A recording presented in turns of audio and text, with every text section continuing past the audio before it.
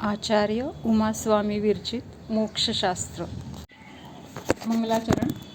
मोक्षमार्गस्य नेतारं भेत्तारं कर्मभूभृतां ज्ञातारं विश्वतत्त्वानां वन्दे तद्गुणलब्धये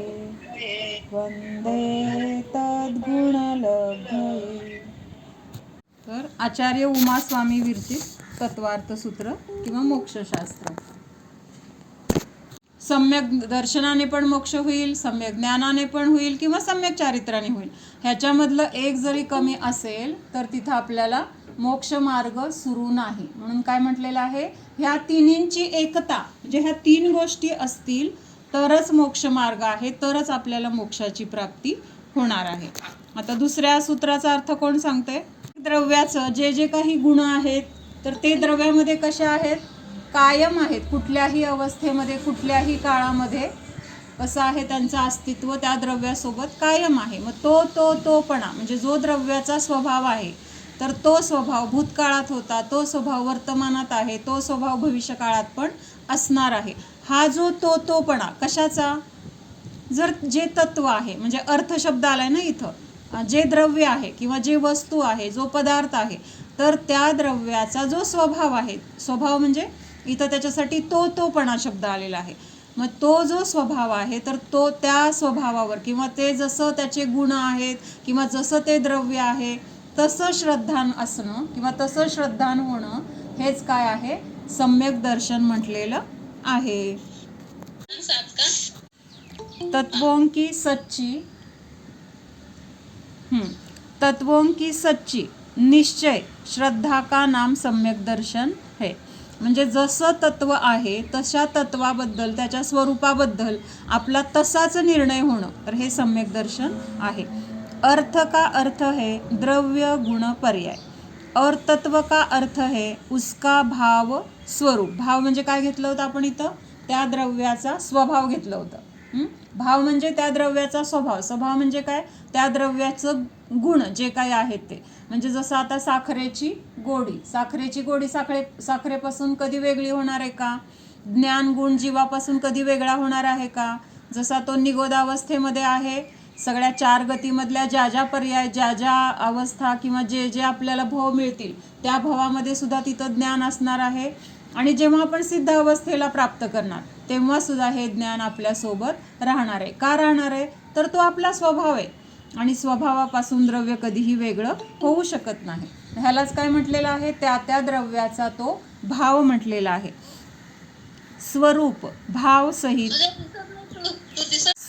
भाव सहित प्रयोजनभूत पदार्थों का श्रद्धान सम्यक दर्शन है। प्रयोजनभूत म्हणजे जे आपल्याला जाणून घ्यायचे किंवा जे आपलं ध्येय आहे ते मिळवायचे, तर त्यासाठी जे हे 6 द्रव्य आहेत तर त्या 6 द्रव्यांचं जसं आहे तसं स्वरूप लक्षात घेऊन तसं श्रद्धान करणं किंवा तसं आपलं पक्क श्रद्धान होणं, तर हेच काय आहे, सम्यक दर्शन आहे।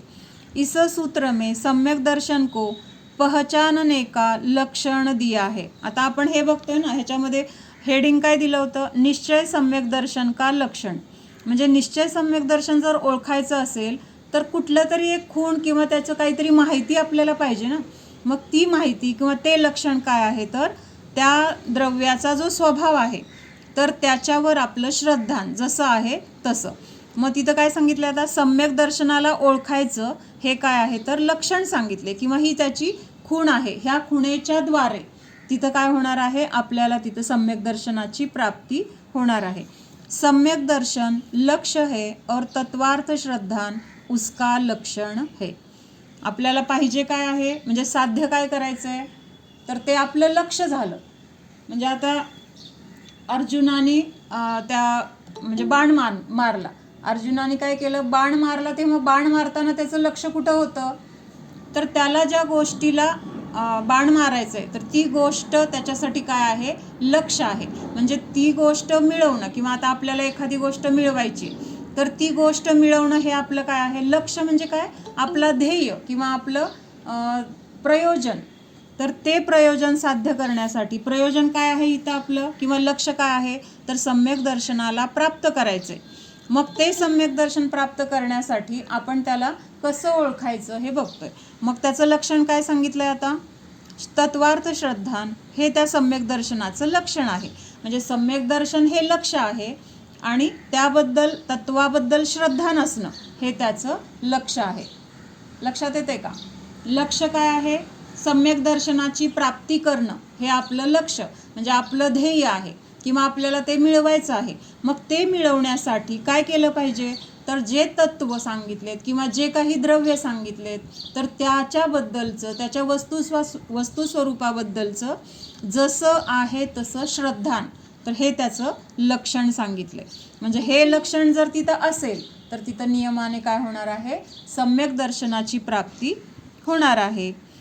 किसी जीव को यह प्रतीति तो हो कि यह ज्ञातृत्व है, यह श्वेत वर्ण है इत्यादि, किंतु ऐसा श्रद्धा न हो कि दर्शन ज्ञान आत्मा का स्वभाव है और मैं आत्मा हूँ, तथा वर्णादि पुद्गल के स्वभाव है और पुद्गल मुझसे भिन्न पृथक पदार्थ है, तो उपरोक्त मात्र भाव का श्रद्धान किंचित मात्र कार्यकारी नाही है.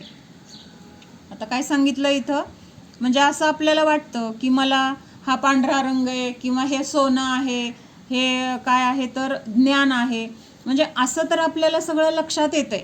काय लक्षात येतंय, जे समोर आहे ते आपल्याला दिसते, मग आपण ते बरोबर ओळखतोच की हे माझं घर आहे, हे माझे कपडे आहेत, किंवा हा लाल रंग आहे, हा पांढरा रंग आहे, ही गोड आहे, हे कडू आहे, हे सगळं तर आपल्याला ज्ञान आहे असं वाटतंय आपल्याला, किंवा ज्ञान तसं आहे. पण त्या ज्ञानासोबत जर हे श्रद्धा नसेल, काय श्रद्धा नाही, की मी जीवच आहे, ज्ञानदर्शन स्वरूप हे माझं स्वतःचं जीवाचं आहे, शरीराचं नाही, किंवा मी आत्माच आहे. आता हे जे काही दिसतंय, ज्या वस्तू असतील, जे संयोग असतील, किंवा हे शरीर आहे, हे सगळं काय आहे, दिसतंय तर सगळं काय आहे, हे पुद्गल आहे आणि दिसतंय ते माझं स्वरूप नाही किंवा ते माझं अस्तित्व नाही. असा जर निर्णय आपल्याला पक्का नसेल तर तिथं काय म्हटलेलं आहे, सम्यक दर्शन तिथं नाही असं समजायचं. काय म्हणलं लक्षात येतं का, म्हणजे ज्ञान तर आहे, ज्ञान आहे की बाबा हा म्हणताना तर आपण म्हणतो शेवटी काय शरीर सोडूनच जायचे, हे सगळं सोडूनच जायचे, जाताना कोण काय घेऊन जातं का, हे ज्ञान तर आहे सगळं. पण तसं श्रद्धा नाही का, की हे सगळं माझ्यापासून भिन्नच आहे असं हे आपल्याला ज्ञानाच्या द्वारे सगळं जाणलं जातंय, पण श्रद्धेच्या द्वारे ते स्वीकारलं जातंय का, तर हे स्वीकारणं काय आहे तर श्रद्धान आहे. काय स्वीकारणं, तर इथं आता आपल्याला शरीराच्या अस्तित्वामध्ये असताना शरीराला काही दुखलं खुपलं, शरीराला जे काही आवश्यक वाटतंय तर त्याच्यामध्ये आपण काय करतोय, एकरूप होतोय, किंवा त्याच्यामुळं मी सुखी, त्याच्यामुळं मी दुःखी, अशी आपली जी मान्यता आहे तर ती मान्यता काय आहे, आपलं चुकीचं श्रद्धान आहे. म्हणून जरी जाणलं हे शरीर आहे, हे घर आहे, ह्या सगळ्या वस्तू आहेत, हे ज्ञान आहे म्हणून आपल्याला तिथं उपयोग नाही आहे, तर तिथं श्रद्धान तितकंच महत्त्वाचं आहे की हे सगळं जे दिसतंय ते सगळं पुद्गल आहे आणि हे जे स्पर्श रस गंध वर्ण हे आपल्याला पुद्गल दिसतंय, म्हणजे काय दिसतंय, त्याचा रंग दिसतोय, त्याचा आकार दिसतोय, त्याचं काय असेल ते म्हणजे काय खात पित असेल तर त्याची चव लक्षात येते, म्हणजे हे सगळं काय आहे, जे काही आपण 5 इंद्रियांच्या द्वारे जाणतोय तर ते सगळं पुद्गलाला जाणतोय, ते जीवाचं अस्तित्व नाही, हे आपल्याला तिथं लक्षात येणं किंवा तसं श्रद्धान होणं हे काय आहे, सम्यक दर्शन म्हटले. पुद्गल मुझसे भिन्न पृथक पदार्थ है, असं जर आपल्याला श्रद्धा नसेल तर नुसतं बाहेरचं बाकीचं जे जाणलंय आपण तो उपरोक्त का मात्र भाव का श्रद्धान किंचित मात्र कार्यकारी नाही है. ज्ञान सगळं झालंय म्हणतो आपण, मला 7 तत्व माहिती आहेत, देवशास्त्र गुरु माहिती आहेत, खरे कुठले खोटे कुठले हे माहिती आहेत, खऱ्या देवशास्त्र गुरूंचं श्रद्धान पाहिजे हे माहिती आहे, पण तसं श्रद्धान नाही आहे. म्हणून काय होतंय आपलं, मग शरीराला दुखलं खुपलं की काय होतंय, तिथं वाईट वाटतंय, शरीराला काही अनुकूल मिळालं की कसं होतंय, तिथं आनंद वाटतोय, किंवा आपल्या संयोगामध्ये जर काही चांगलं घडलं किंवा आपल्याला जर काही फायदा झाला तर तिथं आपल्याला आनंद होतोय. का आनंद होतोय, तर त्याच्यामध्ये आपली ममत्व बुद्धी आहे. ममत्व बुद्धी का आहे? तर त्याच्या मुळाशी ही भावना आहे की हे शरीर माझं आणि ह्या शरीराच्या संयोगात जे जे आहे तर ते माझं. शरीर म्हणजे मी आणि हे सगळं जे आहे ते माझं. ही विपरीत मान्यता मुळाशी असल्यामुळं त्याच्या निमित्तात उत्पन्न झालेले सगळे भाव, सगळ्या इच्छा असतील, रागद्वेषादी कशाय असतील किंवा कुठली आकुलता होत असेल, दुःख होत असेल, तर ते सगळं काय आहे? मिथ्या श्रद्धानामुळं आहे. म्हणून तिथं काय पाहिजे? तर श्रद्धान पाहिजे. कसं पाहिजे? जे जसं आहे तसं. मग आपल्याला आता इथं काय सांगितलंय की जे द्रव्य आहेत तर त्या द्रव्याचं जसंच्या तसं श्रद्धान असणं गरजेचं आहे. मग आता आपल्याला व्याख्या तर पाठ झाली, त्याचा अर्थ पण लक्षात आला, पण आपलं त्याच्याबद्दलची मान्यता कशी आहे ह्याची परीक्षा आपण केली का? आतापर्यंतची आपली मान्यता काय आहे? शरीराचं अस्तित्व असेल तर माझं अस्तित्व, किंवा शरीर माझ्यापासून वेगळं नाहीच आहे. उलट आपण तिथं जीवाचं अस्तित्व बघतच नाहीये. म्हणताना म्हणतोय मी काय जीव आहे, मला काय जीव आहे का नाही, मला काय दुखतंय खुपतंय का नाही, मी किती काम करायचं, असं म्हणताना तिथं जीव आहे हे आपल्याला गृहीत धरतोय. पण मानताना ते जीवाचं अस्तित्व कुठं मानतोय? शरीरामध्ये मानतोय. मग ही जी मान्यता आहे ही मान्यता जोपर्यंत बदलत नाही, मी ह्याच्यापासून पृथक, पृथक म्हणजे काय? पूर्णपणे वेगळं अस्तित्ववाला आहे, मी जीवच आहे, शरीराचं अस्तित्व माझं नाही, किंवा हे जे रंग रूप आकार हे जे काही दिसतंय तर ते माझं स्वरूप नाही. मग आपली मान्यता अशीच आहे की मी उंच, मी बारीक, मी जाड, मी काळा, मी गोरा, मी निरोगी, मी रोगी, मी सुखी, मी दुःखी. तन उपजत अपनी उपजजान. म्हणजे शरीराची उत्पत्ती झाली की काय म्हणतोय? मीच जन्मलो किंवा माझा जन्म झाला, जीवाचा जीव जन्मला. किंवा तन उपजत अपनी उपजजान तन नशत आपको नाशमान.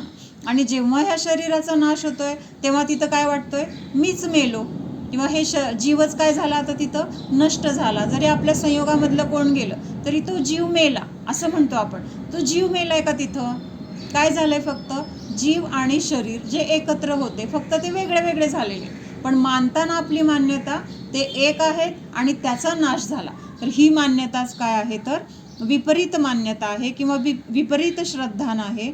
म्हणून जोपर्यंत मी आत्मा आहे, हे जे काही वर्णाधिक दिसत आहेत, वर्ण म्हणजे रंग रूप वगैरे, हे जे काही दिसतंय तर ते सगळं पुद्गलाचं आहे, जीवाचं नाही. हे पुद्गल तर माझ्यापासून पूर्णपणे वेगळं आहे असं पक्क श्रद्धान होणं, तर हे काय आहे?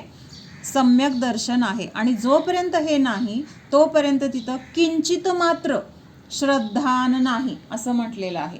किंवा जे श्रद्धान आहे मिथ्या श्रद्धान, त्याचा काहीही उपयोग नाही. कशासाठी? मोक्षमार्गासाठी किंवा आपल्याला जे सुख पाहिजे ते सुख मिळवण्यासाठी ह्या मिथ्या श्रद्धेचा काहीही उपयोग नाही. तर उलट ते काय आहे? संसाराला किंवा दुःखालाच कारण आहे. यह श्रद्धान तो किया कि मैं आत्मा हूँ, किंतु आत्मा का जैसा स्वरूप है वैसा श्रद्धान नहीं किया, तो भाव के श्रद्धान के बिना आत्मा का श्रद्धान यथार्थ नहीं होता, इसलिए तत्व और उसके अर्थ का श्रद्धान होना ही कार्यकारी है. मग कधी कधी आपण ह्या शरीरापासून वेगळा मी जीव आहे असं आपल्याला ज्ञान झालं, किंवा तसं मानलं पण आपण की शरीर म्हणजे जीव नाही आहे, पण त्या जीवाचं स्वरूप काय आहे? तो जीव दुःखी का आहे, किंवा ह्या संसारामध्ये त्याचं भ्रमण का आहे, ह्याच्यातून बाहेर पडायचं असेल तर त्याचं स्वरूप कसं जाणायचं, हे सगळं श्रद्धान असणं तिथं गरजेचं आहे. नुसतं मी आत्मा आहे आत्मा आहे एवढं जरी जाणलं किंवा तसं श्रद्धान केलं तरी तेवढं श्रद्धान पण कार्यकारी नाही. म्हणजे तिथं त्याचं सखोल ज्ञान जसं आहे तसं समजून घेणं, तर ते सम्यक दर्शन होण्यासाठी उपयोगी आहे. जीवादि को जैसे तत्व कहा जाता है वैसे ही अर्थ भी कहा जाता है. जो तत्व है वही अर्थ है और उसका श्रद्धान सम्यक दर्शन है. म्हणजे आता द्रव्याचा जो स्वभाव आहे तो स्वभाव म्हणजेच द्रव्य आहे. मग तत्व म्हणजे काय? तोपणा. तोपणा म्हणजे काय? त्या द्रव्याचा तो स्वभाव. म्हणजे स्वभाव म्हणजे काय झालं? द्रव्य झालं. द्रव्य म्हणजे काय? स्वभाव. म्हणजे फरक शब्दामध्ये असला तरी अर्थामध्ये फरक नाही. आणि असं जे तत्व आहे, असं जे द्रव्य आहे, त्याचं जे स्वरूप आहे त्याच्यावरती श्रद्धान हेच सम्यक दर्शन आहे. जो पदार्थ जैसा अवस्थित है उसका उसी प्रकार होना सो तत्व है. काय सांगितलंय? जे द्रव्य किंवा जे तत्व आहे, तर जो पदार्थ जैसा अवस्थित है, अवस्थित म्हणजे काय? ज्या अवस्थेमध्ये आहे किंवा ज्या अस्तित्वामध्ये ते आत्ता ह्या वर्तमान काळामध्ये त्याचं जसं अस्तित्व आहे, मग ते अस्तित्व किंवा त्याचं जे आता वर्तमानात असले तरी त्याचे गुण त्याच्याबरोबर आहेत, फक्त पर्याय त्याची काहीतरी वेगळी असेल, पण गुण आणि ते द्रव्य ते कसं आहे?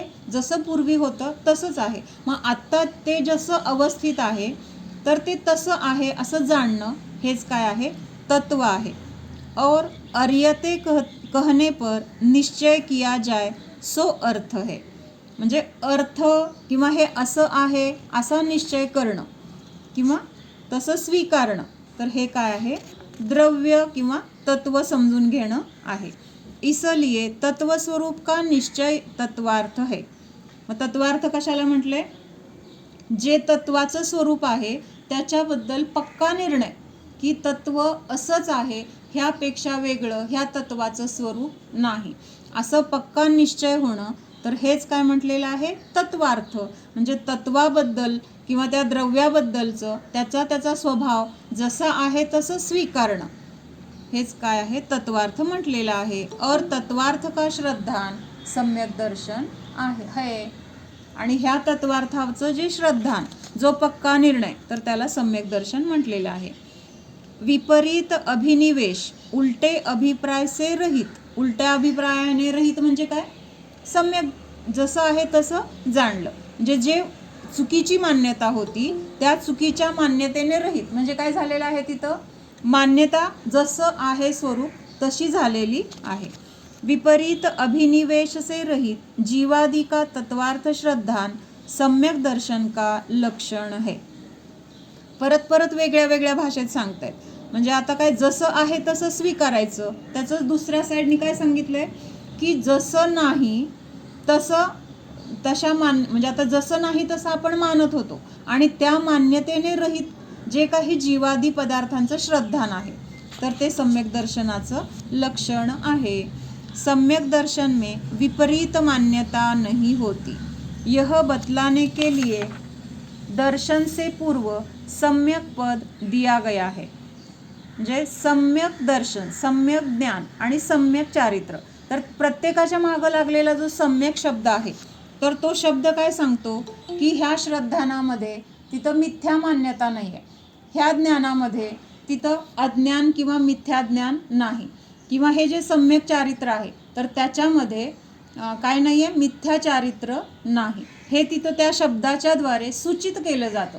म्हणजे ज्या अर्थी तिथं सम्यक शब्द आहे तर तिथं काही चुकीचं नाही असं तिथं काय होतंय तर, किंवा ते दाखवण्यासाठी तिथं सम्यक शब्द त्याच्या पाठीमागं आहे. जीव, अजीव, आश्रव, बंध, संवर, निर्जरा और मोक्ष यह 7 तत्व है, ऐसा चौथे सूत्र में कहेंगे. आता पुढच्या चौथ्या सूत्रामध्ये ह्या 7 तत्वांची नावं दिलेली आहेत. तत्वार्थ श्रद्धानम सम्यक दर्शनम, यह लक्षण निश्चय सम्यक दर्शन का है और वह तिर्यंच आदि से लेकर केवली तथा सिद्ध भगवान के समान रूप में व्याप्त है और वह लक्षण अव्याप्ति, अतिव्याप्ति और असंभव दोष से रहित है. आता इथं काय सांगितलं आहे की व्यवहार मोक्षमार्ग आणि निश्चय मोक्षमार्ग असे 2 मोक्षमार्ग आपण बघितले, पण आपल्याला प्राप्त काय करायचं किंवा पोहोचायचंय कुठं? निश्चय सम्यक दर्शनापर्यंत पोहोचायचे, किंवा आपलं ध्येय काय आहे? निश्चय सम्यक दर्शनाला प्राप्त करायचे. निश्चय सम्यक दर्शनाला प्राप्त करायचे म्हणजे काय करायचे? आपल्या आत्मस्वरूपाची प्राप्ती आपल्याला करून घ्यायची. म्हणून इथं हे समजायचे की तत्वार्थ श्रद्धानम सम्यक दर्शनम ह्याच्यामध्ये निश्चय सम्यक दर्शनाला त्यांना दाखवून द्यायचे, व्यवहार सम्यक दर्शनाचा इथं म्हणजे ह्याच्यामध्ये सांगितलेलं नाही. आणि हे जे निश्चय सम्यक दर्शन आहे तर ते कुठं कुठं असू शकतं? तर तिर्यंच आदि से लेकर केवली तथा सिद्ध भगवान के समान रूप में व्याप्त है. म्हणजे आता सम्यक दर्शन झाले, म्हणजे कुठल्या गुणस्थानामध्ये सम्यक दर्शनाची प्राप्ती होते किंवा सम्यक दर्शन प्राप्त झालं त्या गुणस्थानाला कितवं गुणस्थान म्हटलं जातं किंवा कोणतं गुणस्थान? चौथं गुणस्थान. म्हणजे सम्यक दर्शन प्राप्त झालं की त्या जीवाचं गुणस्थान कुठलं आहे? चौथं गुणस्थान हे झालं. म्हणजे चौथ्या गुणस्थानामध्ये कुठले कुठले जीव असणार? मग देव आहेत, नारकी आहेत, तिर्यंचे आहेत, मनुष्य आहेत. म्हणजे चारही गतीमधले जीव सम्यक दर्शन प्राप्त करू शकतात. म्हणजेच चारही गतीमधल्या जीवांचं सम्यक दर्शन असेल तर चौथं गुणस्थान असतं. मग चौथ्या गुणस्थानामध्ये चौथ्या गुणस्थानामध्ये सम्यक दर्शन प्राप्त झालं. मग तिथं तिर्यंच्यांना प्राप्त झालं, पण कदाचित तिथं त्यांना व्रत नियम संयम घेण्याची शक्ती नसेल किंवा काही तिर्यंच व्रत नियम संयम पण पालन करतात. मग त्यांचं 5वं गुणस्थान होईल. म्हणजे तिर्यंच्या गतीमध्ये पण सम्यक दर्शन आहे, त्याच्यानंतर मनुष्य गतीमध्ये आहे, नारकी जीव पण सम्यक दर्शनाची प्राप्ती करतायत, फक्त तिथं चौथ्या गुणस्थानाच्या पुढे जाणार नाहीत. आणि मनुष्य गतीमध्ये चौथ्या गुणस्थानापासून अरिहंत अवस्था किंवा 14व्या गुणस्थानामधली पण अयोग केवली अरिहंत अवस्था आणि त्यानंतरची सिद्ध अवस्था, म्हणजे चौथ्या गुणस्थानापासून सिद्ध अवस्थेपर्यंत जेवढे काही गुणस्थानामध्ये जीव आहेत तर त्या सगळ्या जीवांमध्ये असलेलं सम्यक दर्शन कसं म्हटलेलं आहे? समान रूपाने व्याप्त आहे असं म्हटलेलं आहे. म्हणजे सम्यक दर्शनाच्या द्वारे जे काही वितरागता तिथं प्रकट झालेली आहे, जी काही शुद्धी झालेली आहे, तर ती चौथ्या गुणस्थानापासून सिद्ध भगवंतांपर्यंत आहे असं सांगितलेलं आहे. समान रूप से व्याप्त आहे म्हणजे काय? चौथ्या गुणस्थानामध्ये उत्पन्न झालेलं सम्यक दर्शन आणि सिद्ध भगवंतांना प्राप्त असलेलं सम्यक दर्शन हे समान क्वालिटीचं आहे. क्वांटिटीमध्ये फरक आहे. क्वालिटी म्हणजे काय? त्याचा अनुभव, म्हणजे चौथ्या गुणस्थानामध्ये असलेल्या जीवाला जो काही आत्म्याचा अनुभव झालाय तर तसाच अनुभव सिद्ध भगवंतांमध्ये पण आहे. फक्त फरक कशामध्ये आहे? तर चौथ्या गुणस्थानामध्ये अगदी थोडासा अनुभव आहे आणि सिद्ध भगवंतांना किंवा चौथ्यापासून पुढच्या गुणस्थानामध्ये हा अनुभव वाढत जातो. आता म्हणजे चौथ्या गुणस्थानामध्ये साखरेचा 1 कण खायला मिळाला, पण गोडी कशी आहे साखरेची? 1 कण खाल्ला आणि सिद्ध भगवंतांनी वाटीभर खाल्ली, उदाहरणार्थ घेतोय बरं का आपण. मग मध्ये कुणीतरी चिमडभर खाल्ली, कुणी चमचाभर खाल्ली, कुणी अजून त्याच्यापेक्षा वाढत आणि सिद्ध भगवंतांना समजा पाटीभर समजू आपण, पाटीभर. मग पाटीभर साखर खाल्ली तरी जीव साखरेची चव आहे, तर तीच चव 1 कण खाणाऱ्याला पण मिळणार की नाही? का चवीमध्ये फरक आहे?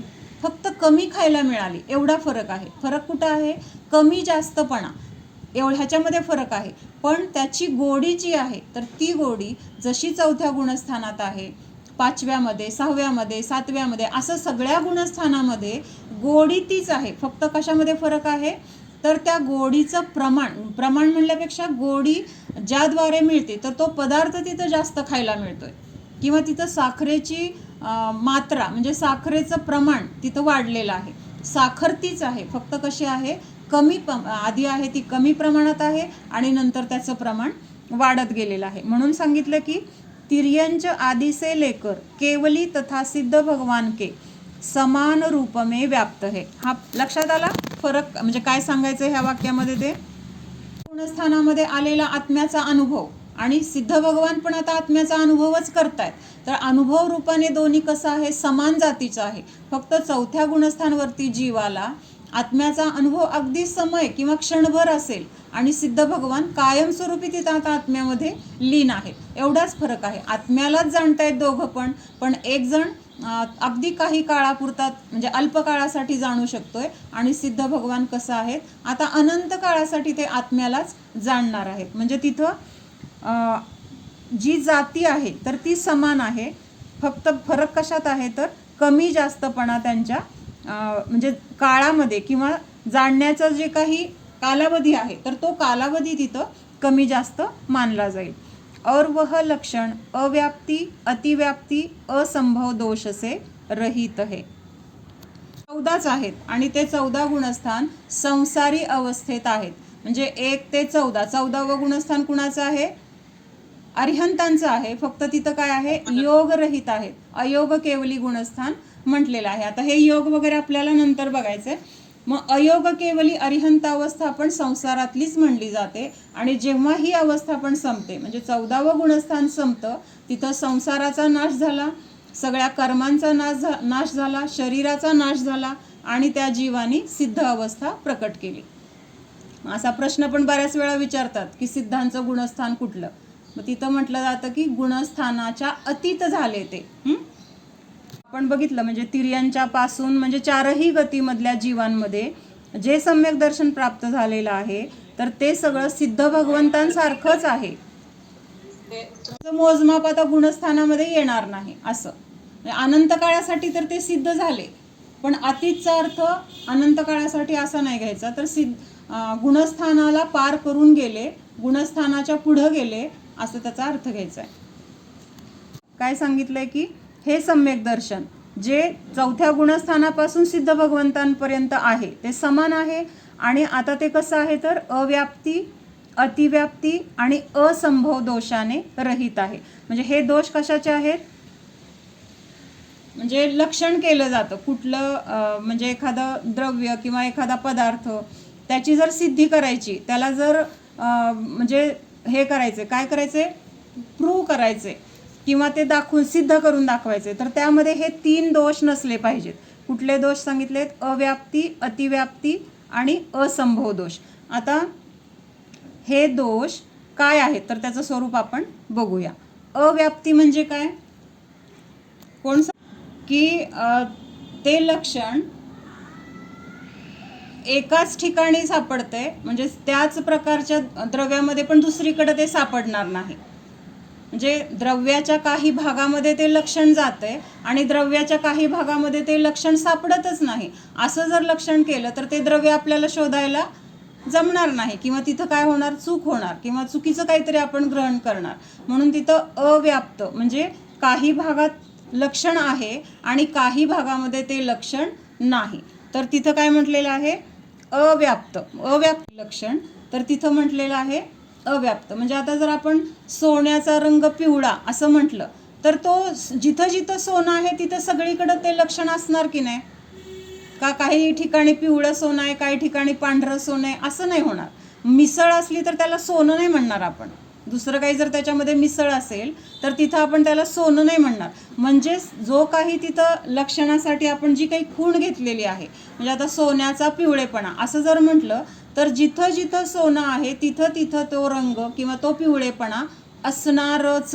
मग ह्याला काय म्हटलेलं आहे, ते पूर्ण पिवळेपणा त्या सोन्यामध्ये जिथं असेल तिथं व्यापलेला आहे.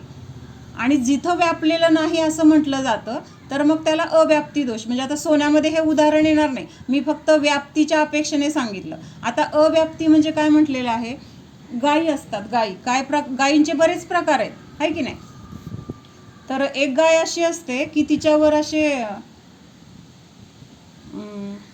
नसते, अशी काहीतरी शायलेवत्व असं त्याला शब्द आहे. मग गायीचं लक्षण जर ते शायलेवत्व म्हणजे असं समजा की त्याच्यावर असे डिझाईन आहे, म्हणजे असतात की नाही अशा रंगीत आकार, एक रंग आहे आणि त्याच्यावरती दुसऱ्या आकाराचं काहीतरी असं असतं. म्हणजे हां, तर तिथं जर ते आपण लक्षण केलं, आपण जर एखाद्याला सांगितलं गाय कशी असते, तर ती गाय म्हणजे त्याच्यावर अशा अशा खुणा असलेल्या, म्हणजे अशा अशा प्रकारचं त्याच्यावर चित्र असतं किंवा अशा प्रकारचे रंगाचे वेगवेगळे आकार त्याच्यावर असतात असं जर म्हटलं तर तिथं काय झालं, मग पांढरी गाय जर बघितली आपण तर तिथं ते दिसणार नाही. समजा एखादी पांढरी गाय आहे आणि त्याच्यावर एक चॉकलेटी असे धब्बे वगैरे असतात, तसं जर आपण लक्षण केलं तर तिथं मग जिथं पांढरी गाय आहे तिथं ते लक्षण येणार का. कळतंय का मला काय म्हणायचंय. म्हणजे त्या गायीचं लक्षण करताना बरोबर लक्षण काय केलं पाहिजे. आता समजा जी दूध देते असं जरी म्हटलं तरी सुद्धा मग म्हैस पण दूध देते, म्हणजे ते आता अतिव्याप्तीमध्ये येईल. मला काय म्हणायचंय, किंवा अजून असं पण असतं की गाईला काहीतरी असं खाली पण काही गायींना इथं मानेच्या तिथं असं लोंबकळत असतं की नाही, सगळ्या गायींचंच लोंबकळतं असं नाही. मग ते जर लक्षण केलं आणि मग गाय कशी असते तर ते इथं असं मानेला जे लोंबकळतंय तसे ते असेल तर त्याला गाय म्हणायचं. असं जर आपण कुणाला शिकवलं, मुलांना शिकवलं, मग त्याला ते गायीचं लक्षण बरोबर कळणार का. तिथं काय होणार, मग तसा प्राणी कुठलाही दिसला तर त्याला तो काय म्हणणार? गाय म्हणणार. किंवा सगळ्या गायीमध्ये ते आढळत नाही, मग ज्या गायीमध्ये ते आढळत नाही त्याला तिथं गाय म्हणणार का तो मुलगा?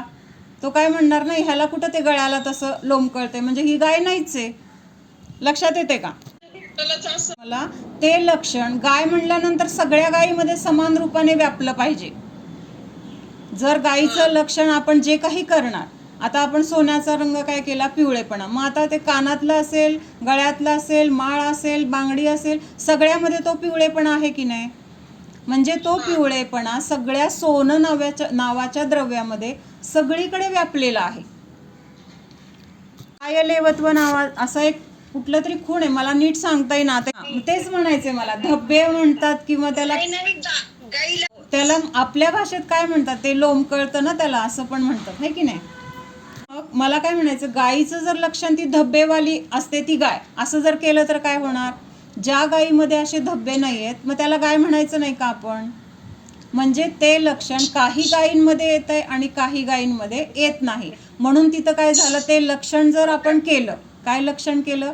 की धब्बेवाली असते ती गाय, हे जर आपण लक्षण केलं तर ती काही गायींच्या प्रकारामध्ये येते, काही गायींच्या प्रकारामध्ये ते येत नाही. म्हणून तिथं त्याला म्हटलं की अव्याप्ती दोष. परत एकदा सांगते की आपल्याला गायीला ओळखायचे किंवा गाय अशी असते म्हणून कुणाला तरी सांगायचे. मग सांगताना आपण जर असं म्हटलं की ज्या गायीच्या अंगावर धब्बे असतात तर त्याला गाय म्हणतात, असं जर आपण लक्षण केलं तर सगळ्या गायींमध्ये असे धब्बे आढळतील का? काही गाय प्लेन पांढऱ्या आहेत, काही गाय तांबड्या असतात, काही काळी गाय असते, मग त्या प्लेन पण असतात. मग धब्बेवाली गाय तिथं कुठं दिसणार आपल्याला? मग ज्यांच्या अंगावर असे धब्बे नाहीत त्यांना गाय म्हणायचं नाही का? मग तिथं हे लक्षण, धब्बे हे लक्षण त्या गायीमध्ये नाही. म्हणून धब्बेवाली गाय हे जर लक्षण केलं किंवा जिथं जिथं धब्बे असतात त्याला गाय म्हणतात असं जर लक्षण केलं तर ते लक्षण काय झालं? चुकीचं झालं. कारण ह्या लक्षणाच्या द्वारे आपल्याला ती गाय कशी असते हे नीट समजणार नाही, किंवा समजलं तर गायीचा काही ठराविक, काही गायीची जाती, तेवढ्याच जातींचं ज्ञान आपल्याला होणार. ते धब्बे नसणाऱ्या ज्या गायी आहेत त्यांना आपण गाय म्हणून स्वीकारणार नाही. किंवा ह्या पण गायी असतात, धब्बे नसलेल्या पण गायी असतात, हे आपल्या लक्षात येणार नाही. म्हणजे तिथं ज्ञान कसं होणार? आपलं अपुरं ज्ञान होणार, पूर्ण ज्ञान तिथं होणार नाही, किंवा योग्य प्रकाराने तिथं आपल्याला गायीचं वर्णन करता येणार नाही. म्हणून तिथं काय म्हटलेलं? लक्षण त्या वस्तूला म्हणजे शिकण्यासाठी करणार किंवा त्या वस्तूचं स्वरूप बघण्यासाठी जे लक्षण आपण करणार तर ते लक्षण दोषयुक्त नसलं पाहिजे. ते लक्षण असं परफेक्ट असलं पाहिजे की तिथं काय झालं पाहिजे? त्या द्रव्यालाच आपण तसं असंच आहे हे आपल्याला तिथं श्रद्धान होणार, किंवा त्या द्रव्याचं स्वरूप आपल्याला लक्षात येणार. जर लक्षण आपण चुकीचं केलं तर काय होणार आहे? ते द्रव्याचं स्वरूप आपल्याला नीट समजणार नाही. मग आता हे अव्याप्तीचं लक्षात येत नाही, पण योग्य कसं आहे ते सांगते मी. की आता ज्ञान दर्शन जिथं आहे त्याला जीव म्हणतात. काय म्हटलं? ज्ञान दर्शन जिथं आहे त्याला जीव म्हणतात. मग हे लक्षण कसं आहे? योग्य आहे. म्हणजे जिथं जिथं ज्ञान तिथं तिथं नियमाने जीव असणारच. जीव आहे आणि ज्ञान नाही, ज्ञान आहे आणि जीव नाही, असं होऊ शकत नाही. म्हणून हे ज्ञान हे जीवाचं लक्षण केलं. काय केलं? जीव कसा असतो? ज्ञान स्वरूपी असतो, किंवा जीवाचं लक्षण ज्ञान आहे. ज्ञानावरून आपण जीवाला ओळखतो, जीवाला जाणण्याचं लक्षण ज्ञान आहे. असं ज्ञान हे काय केलं? जीवाचं लक्षण केलं. मग जीवाचं लक्षण ज्ञान केल्यानंतर आपल्याला जर जिथं जिथं ज्ञान दिसतंय तिथं तिथं जीव आहे, आणि आपण जर असं बघायला गेलं तर हे काय होते? प्रूव्ह होते किंवा सिद्ध होते की जिथं जिथं ज्ञान आहे तिथं तिथं जीव आहेच. म्हणून हे लक्षण कसं झालं? दोषाने रहित झालं. कुठलं लक्षण? ज्ञान हे जीवाचं लक्षण केलं. समजते का? योग्य लक्षणाच्या द्वारे त्या द्रव्याला आपण कसं समजू शकतो, किंवा ते द्रव्य कसं आहे हे आपल्याला सिद्ध पण होतं. कसं ज्ञान आहे? आता समजा किडामुंगी आहे, किडामुंगीला आपण असं हात लावायला गेलो तर ते पळतात. का पळतात? तर त्यांना अशी जाणीव झाली की मला काहीतरी इथं धोका आहे. म्हणजे त्यांना ज्ञान झालं की नाही? ते काय ज्ञान झालं त्यांना? मला काहीतरी इथं धोका आहे. म्हणून तिथं काय झालं? त्या ज्ञानाच्या द्वारे त्यांनी काहीतरी तो प्रतिकार केला. म्हणजेच तिथं काय झालं? मुंगीमध्ये पण ज्ञान आहे, म्हणजे मुंगी काय आहे, जीव आहे. म्हणजे तिथं ज्ञान हे जीवाचं लक्षण आहे हे सिद्ध झालं. सिद्ध भगवंतांमध्ये केवल ज्ञान आहे, केवल ज्ञानाच्या द्वारे ते तिन्ही लोकाला जाणतात. म्हणजे ज्ञान हे जीवाचं लक्षण आहे हे तिथं पण काय झालं, सिद्ध झालं. म्हणजे कुठलाही जीव आपण बघायला गेलो, कुठल्याही गतीतला जीव आपण बघितला तरी तिथं ज्ञान हे जीवाचं लक्षण केलेलं कसं आहे, बरोबर आहे. कारण तिथं त्या त्या जीवामध्ये ते ज्ञान आढळतंय. म्हणजे जीवाने रहित ज्ञान नाही किंवा ज्ञानाने रहित जीव नाही. त्यामुळं ज्ञान हे जीवाचं लक्षण आहे. हे लक्षण कसं आहे, दोषरहित म्हटलेलं आहे किंवा दोषमुक्त म्हटलेलं आहे. आणि आपण जे बघितलं अव्याप्तीमधलं उदाहरण, अव्याप्ती नावाचा जो दोष आहे, तर अव्याप्ती ह्याच्यामध्ये काय आहे, तर समजा आपण उदाहरण गायीचं बघतोय की गाय कशी आहे, तर आपण सांगितलं की जी धब्बेवाली असते ती गाय, असं जर लक्षण केलं. धब्बा हा काय केला गायीचं, गायीला ओळखण्याचं लक्षण किंवा गायीला ओळखण्याची खूण म्हणून आपण सांगितलं की धब्बेवाली गाय किंवा धब्बे असतात त्याला गाय म्हणतात. असं जर म्हणलं तर काय होणार, ज्या गायींवर असे धब्बे नाही आहेत किंवा असे आकार रंगबिरंगी आकार नाही आहेत, मग त्या गायींना आपण तिथं गाय म्हणायचंच नाही का, मग तिथं दोष येणार. मग ते लक्षण चुकीचं ठरणार. किंवा काही गायींमध्ये ते आहे आणि काही गायींमध्ये ते आढळत नाही, म्हणून तिथं त्याला अव्याप्ती दोष असं म्हटलेलं आहे. अव्याप्ती म्हणजे काय होतं की द्रव्याच्या काही भागामध्ये ते लक्षण आढळतं आणि द्रव्याच्या बाकीच्या भागामध्ये ते लक्षण आढळत नाही. म्हणजे जेवढी जेवढी द्रव्य आहेत, मग ते लक्षण केले ना द्रव्याचं, तर ते सगळ्या द्रव्यांमध्ये ते आढळायला पाहिजे. काय आता लक्षण केलं, जीवाचं लक्षण ज्ञान केलं, तर सगळ्या जीवांमध्ये ज्ञान आढळतंय का नाही, आढळतंय का. जीवाचं लक्षण केलं तर ते योग्य आहे. का योग्य आहे, तर जिथं जिथं जीव आहे तिथं तिथं ज्ञान आपल्याला आढळतंय. म्हणून ज्ञानवाला जीव असं म्हटलं तर काय आहे, ते योग्य लक्षण केलं. पण आता शरीरवाला जीव म्हटलं तर काय होणार, शरीरवाला जीव म्हटलं तर काय होणार, अव्याप्ती दोष. सिद्धांमध्ये कुठं शरीर आहे मग, हां, म्हणजे तिथं शरीराचा अभाव झालाय, पण तिथं जीव आहे की नाही. म्हणून तिथं शरीर हे लक्षण जर आपण केलं तर तिथं काय होणार, काही जीवांमध्ये शरीर आहे त्यामुळं तिथं अव्याप्ती दोष येणार. काही जीवांमध्ये शरीर नाही आहे त्यामुळं तिथं काय झाला, तो तिथं ते लागू पडत नाही लक्षण. शरीर हे लक्षण सिद्धांमध्ये लागू पडणार का, नाही पडणार. म्हणून तिथं काय येणार, अव्याप्ती दोष येणार.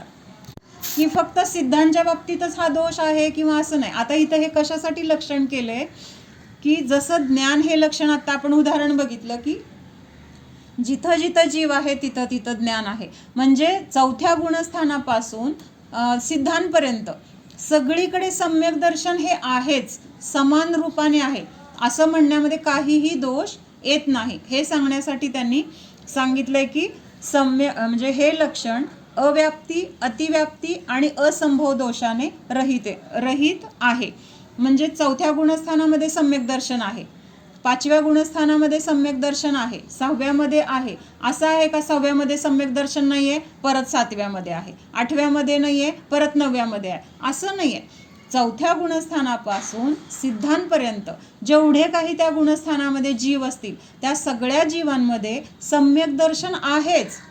जसं गायीमध्ये काही गायींमध्ये धब्बे आहेत आणि काही गायींमध्ये धब्बे नाही आहेत, तसं इथं नाही आहे. सम्यक दर्शन सगळीकडे आहे. म्हणून सम्यक दर्शन इथं जिथं जिथं चौथ्यापासून सिद्धांपर्यंत आहे तर तिथं समान रूपाने असल्यामुळं तिथं अव्याप्ती हा दोष नाही आहे. का नाही आहे अव्याप्ती दोष, तर चौथ्यापासून सिद्धांपर्यंतच्या असलेल्या सगळ्या गुणस्थानात आणि गुणस्थानाच्या अतीत असलेल्या सिद्धांमध्ये सम्यक दर्शन आहे. जसं गायींमध्ये काही गायींमध्ये धब्बे आहेत आणि काही गायींमध्ये धब्बे नाही आहेत, त्यामुळे तिथं तो दोष लागतोय. कुठला दोष लागतोय की धब्बे हे जे लक्षण केलंय तर ते लक्षण चुकीचं केलंय असं म्हणणं आहे. आणि ते जे चुकीचं लक्षण केलंय म्हटलं जातं तर त्याचं नाव आहे अव्याप्ती दोष. समजून घ्या, पुढच्या उदाहरणात ते लागणार नाही. 2 शिंगवाली गाय, जिला 2 शिंग असतात ती गाय असं म्हटलं तर मग गायीचे जे जे प्रकार आहेत त्या सगळ्यांमध्ये 2च शिंग आहेत. कुठं एक आहे असं नाही, कुठं जास्त आहेत अशी नाही, किंवा शिंगच नाही आहेत असं पण नाही आहे. जेवढ्या प्रकारच्या गायी असतील, काय म्हणतात ते, गिर गाई असेल, देशी गाय असेल, जर्सी असेल, सगळ्यांमध्ये शिंग किती असणार, 2च शिंग आहेत. मग हे लक्षण कसं झालं तिथं? दोषरहित झालं.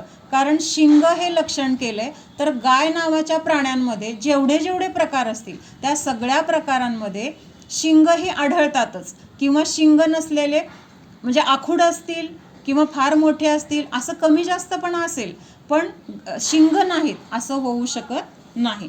म्हणून शिंग हे लक्षण तिथं काय झालं? योग्य लक्षण झालं. आणि धब्बा हे लक्षण जे आपण केलं होतं समजून घेण्यासाठी. त्याच्यानंतर दुसरा दोष आहे अतिव्याप्ती दोष. कुठला आहे? पहिलं काय होतं? अव्याप्ती. अव्याप्ती म्हणजे काही भागात व्यापलेला आहे. आता अतिव्याप्ती म्हणजे काय असणार? ते द्रव्य सोडून सगळ्या नाही येणार. अतिशब्द आहे ना. अतिशब्द काय सांगतो? जेवढं आपल्याला अपेक्षित आहे त्याच्यापेक्षा जास्त ठिकाणी पण ते आढळणार. अति म्हणजे गरजेपेक्षा जास्त आहे तिथं. म्हणजे समजा आता आपल्याला लक्षण, जीवाचं लक्षण आपण काय केलं? अमूर्तिक असतो तो जीव असं म्हटलं. काय म्हटलं? अमूर्तिक असतो तो जीव असं जर आपण लक्षण केलं तर काय होणार? अमूर्तिकच आहे. म्हणजे एक पुद्गल द्रव्य सोडून बाकीची सगळी द्रव्य पण अमूर्तिक आहे.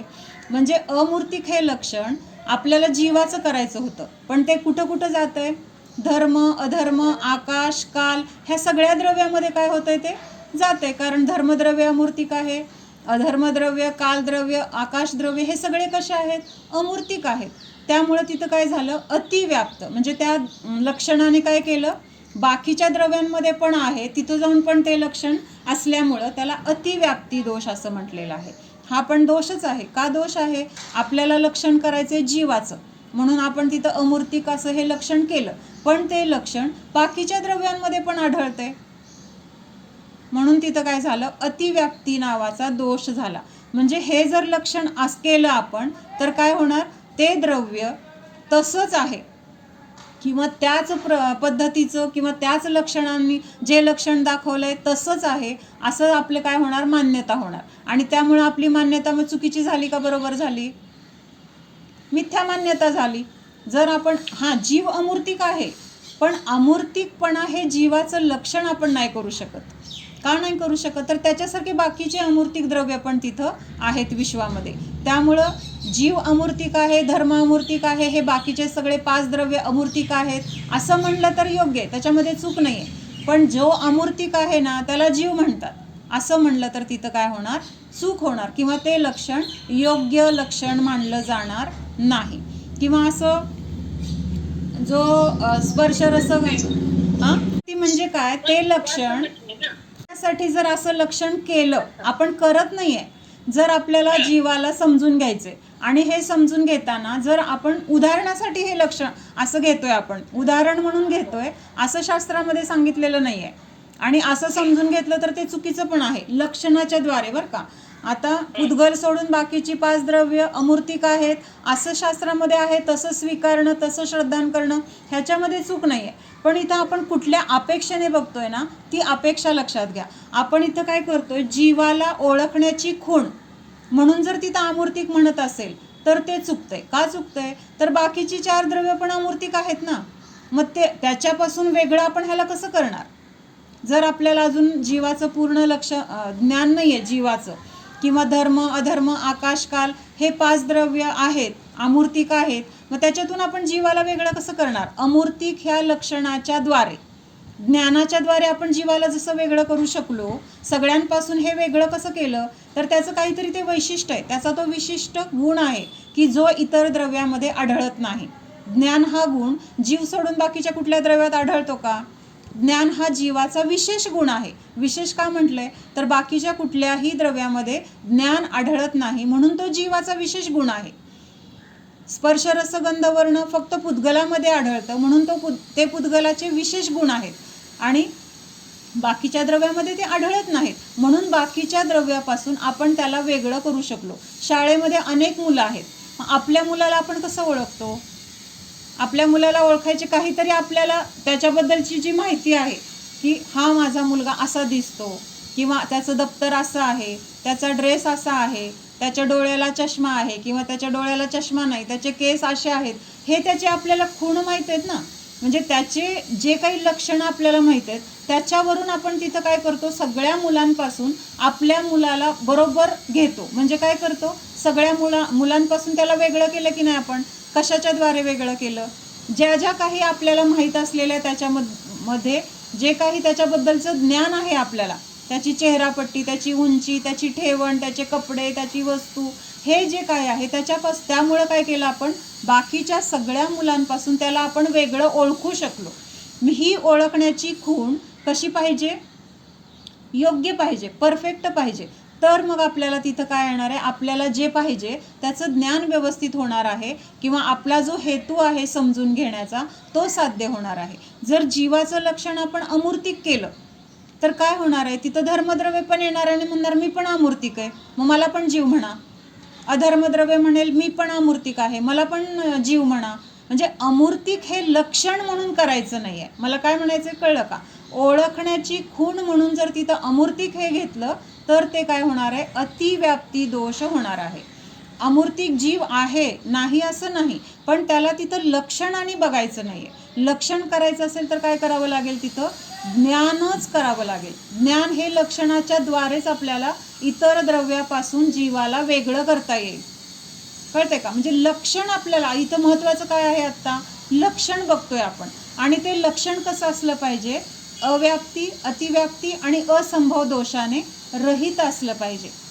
म्हणजे हे जे दोष आहेत तर त्या दोषाने जर आपण रहित लक्षण केलं तर आपल्याला जे काही मिळवायचं आहे ना ते आपल्याला योग्य किंवा जसं आहे तसं मिळणार आहे किंवा आपला हेतू तिथं साध्य होणार आहे. मग व्यवहारामध्ये पण आपल्याला हे सगळं माहीत असतं बरं का. आपण ज्या काही गोष्टींची परीक्षा करतो किंवा पारख करतो तिथं आपल्याला ह्या सगळ्या गोष्टी माहीत असतात. म्हणजे आता समजा जे चांगलं पॅकिंग केलेलं आहे तर ते चांगलंच आहे का, वरून चांगलं पॅकिंग केलं आहे एखादा पदार्थ. आता आंब्याची पेटीच आहे, वरनं खूप छान पेटी आहे किंवा त्याला वरनं स्टिकर लावलं आहे किंवा त्याच्यावर देवगड लिहिलं आहे, मग ते वरती सगळं लिहिलं आहे म्हणून आपण घेतो का. मग वरून चांगलं असेल, कदाचित आत चांगलं असेल पण नसेल, पण ती खूण आंब्याची आपण ओळख म्हणून करणार आहे का.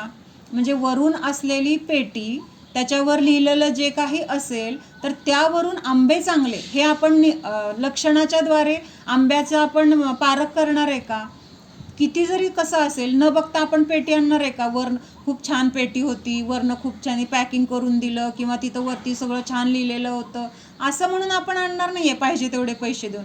आपण ती पेटी उघडून तो आंबा बघणार, त्याचं वास बघणार, त्याचं हे बघणार कुठल्या जातीचा आहे हे बघणार आणि मग तिथं आपण आंबा घरी घेऊन येणार. म्हणजे आंब्याला ओळखण्यासाठी आपल्याला लक्षणाची गरज लागली का नाही.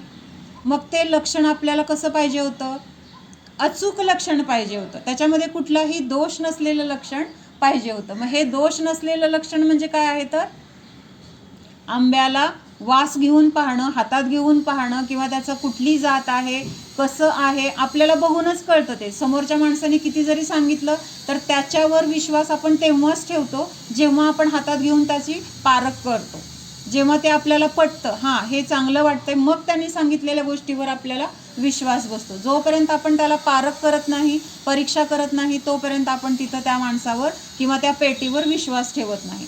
म्हणून लक्षण आपण का महत्त्वाचं समजतोय, तर त्या लक्षणाच्या द्वारे आपल्याला योग्य ती परीक्षा करायची, योग्य ती पारख करायची. म्हणून तिथं काय सांगितलंय की लक्षण कसं असलं पाहिजे, तर ह्या 3 प्रकारच्या दोषांनी रहित असलं पाहिजे. कारण हे लक्षण आपल्याला लक्षापर्यंत पोहोचणार आहे. आपलं लक्ष काय आहे, सम्यक दर्शनाची प्राप्ती करणं हे लक्ष आहे. मग सम्यक दर्शनाची प्राप्ती करायची आहे तर ते लक्षण आपल्याला नीट माहीत पाहिजे. नाहीतर आपल्याला जायचं आहे दिल्लीला, आपल्याला मार्ग माहीत नाही आहे किंवा कुणीतरी काय तर सांगितलं म्हणून कुठल्याही गाडीत बसलो आणि आपण तिसऱ्याच गावाला जाऊन बसलो, असं होणार. म्हणून जर दिल्लीला पोहोचायचं आहे तर आपल्याला तिथं कुठली गाडी आहे किंवा कधी आहे, कसं आहे, हे सगळं आपल्याला तिथं परीक्षा योग्य मार्गाने करावी लागणार आहे. तर मग आपल्याला पोहोचायचं तिथं आपण योग्य ठिकाणी पोहोचलं जाणार आहे. तसं सम्यक दर्शनाची प्राप्ती करायची आहे तर त्या सम्यक दर्शनाचं लक्षण कसं असलं पाहिजे, अव्याप्ती, अतिव्याप्ती आणि असंभव दोषाने रहित असलं पाहिजे. म्हणून जीवाचं लक्षण आपण जर अमूर्तिक केलं तर काय होणार आहे, बाकीचे पण सगळे पुढे येणार आहेत, आम्ही पण अमूर्तिक आहोत, मग आपण त्यांना जीव म्हणायचं का. कारण जीव कसा असतो, अमूर्तिक असतो असं जर म्हटलं, किंवा जो अमूर्तिक असतो तो जीव असतो, त्याला जीव म्हणायचं, किंवा अमूर्तिकतेच्याद्वारे आपण जीवाला त्याचं ओळखायचं आहे असं जर म्हटलं तर काय होणार आहे, बाकीची 5 द्रव्य पण अमूर्तिक असल्यामुळं तिथं आपला गोंधळ होणार आहे. मग हे अमूर्तिक आहे, मग हे जीवद्रव्य का ते अमूर्तिक आहे ते जीवद्रव्य, असं तिथं गोंधळ होणार आहे. म्हणून लक्षण कसं पाहिजे, अचूक पाहिजे. एवढं तर लक्षात येत आहे. आपण जे बघतोय ना तर ते लक्षणाच्या द्वारे आपल्याला एखादी गोष्ट पारख करायची, किंवा बाकी सगळ्यामध्ये त्या मिसळलेल्या गोष्टीपासून त्याला वेगळं करायचं. जसं शाळेचं उदाहरण बघितलं, अनेक मुलं आहेत आणि त्या अनेक मुलांमधून मला माझा मुलगा वेगळा करायचा, किंवा त्या मुलाला बोलवायचं आहे, किंवा तो कुठं आहे तिथे जाऊन त्याला डबा द्यायचा आहे. तर आपण काय करतो, नजरेने सगळीकडे बघतो. जोपर्यंत आपला मुलगा बघतो म्हणजे काय बघतो आपण, तो कसा दिसतो हे आपल्याला माहीत आहे. मग तसं जोपर्यंत तो दिसत नाही तोपर्यंत आपण नजरेने इकडं तिकडं शोधत राहतो. म्हणजेच इथं काय करतोय आपण, लक्षणाच्या द्वारे आपल्या लक्षापर्यंत पोहोचण्याचा प्रयत्न करतोय. आणि मग आपला मुलगा दिसला की काय करणार, आपण परत शोधत बसणार का, हाच माझा मुलगा आहे का तिकडं अजून दुसरीकडं कुठं सापडतोय असं मनात येणार का, अजिबात नाही. कारण लक्षण इतकं योग्य आहे की तिथं ते लक्ष प्राप्त झाल्यानंतर बाकी जे आपलं लक्ष नव्हतं त्या गोष्टींकडे आपलं लक्ष जाणारच नाही. तिथून आपल्या मुलाला डबा देणार आणि आपलं काम झालं की आपण, किंवा त्याला घेऊन यायचं असेल तर घेऊन आपल्या घरी येणार. म्हणून लक्षण कसं पाहिजे, अचूक पाहिजे. आणि हे समजून घेण्यासाठी बाकीचं उद्या बघू आपण. असंभव दोषामध्ये असं येतं की जे लक्षामध्ये पण नाही आणि अलक्षामध्ये पण नाही. आता अलक्ष आणि लक्ष काय आहे हे आपण उद्या बघू परत. हो, सावधान, जाणा, हा मी शुद्ध जीव आहे, जाणणारा आहे, मात्र जाणत आहे. जाणणे सोडून मी अन्य काहीही करणारा नाहीच. हा मी जीवच आहे, शरीर नाही. हा मी ज्ञान स्वरूपी आहे, ज्ञानाच्या द्वारे मी सर्व काही जाणणारा आहे. शरीरामध्ये ज्ञान नाही. ज्ञान हे जीवाचे लक्षण आहे, शरीराचे नाही. लक्षणाच्या द्वारे आपल्या लक्षापर्यंत पोहोचायचे आहे. सुखाची प्राप्ती हे आपले लक्ष आहे, ध्येय आहे. या ध्येयाला प्राप्त करण्यासाठी स्वस्वरूपाला जाणूया. आत्मस्वरूपाला जाणूनच खऱ्या सुखाची प्राप्ती होणार आहे. जाणा, हा मी ज्ञान दर्शन संपन्न आहे. सम्यक दर्शन, सम्यक ज्ञान, सम्यक चारित्र्य हा माझा स्वभाव आहे. जाणा.